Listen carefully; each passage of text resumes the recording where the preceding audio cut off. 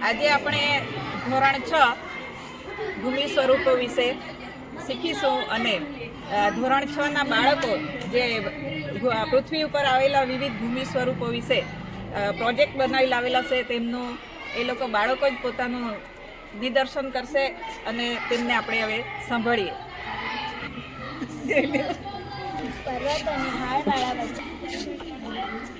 પર્વતોની હારમાળા વચ્ચે આવેલો નીચેનો ભાગ ગેડ પર્વત અને ખંડ પર્વતના નિર્માણ વખતે તથા નદી હિમનદીના ઘસારણના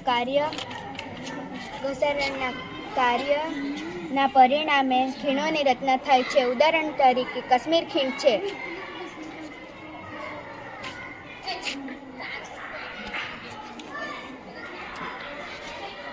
જળ વિસ્તારને અલગ કરતી સાંકડી ભૂમિ પટ્ટીને સહયોગી ભૂમિ કહેવાય છે.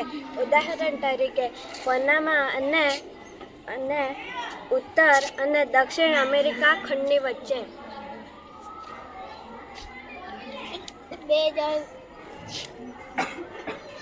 બે જળ વિસ્તારને જોડાતી સાંકડી પટ્ટીને સમુદ્ર ધુની કહે છે. ઉદાહરણ ભારત અને શ્રીલંકા વચ્ચેની આવેલી સમુદ્ર ધુનીને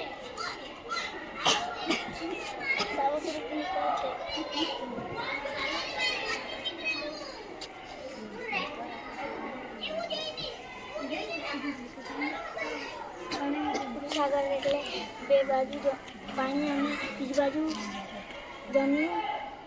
સામાન્ય રીતે મહાસાગર જળ ભાગનો એટલે ઉપસાગર કહે છે.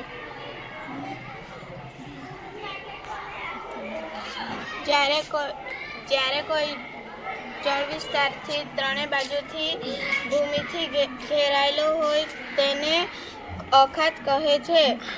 ઉદાહરણ તરીકે ખંભાતનો અખાત અને કચ્છનો અખાત.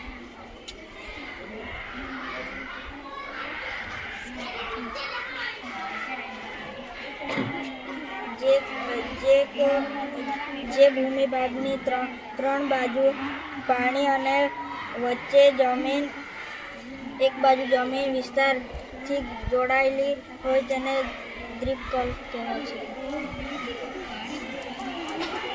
બે જળ વિસ્તારોને અલગ કરતી સાંકડી ભૂમિ પટ્ટીને સહયોગી ભૂમિ કહેવાય છે.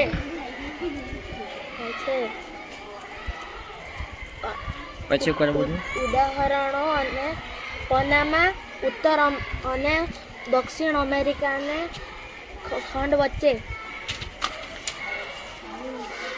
જે ભૂમિ ભાગને ચારે બાજુથી જળ વિસ્તારથી ઘેરાયેલું હોય તેને ટાપુ કહેવામાં આવે છે. જેમ કે લક્ષદ્વીપ, નોરાબેટ જેવા.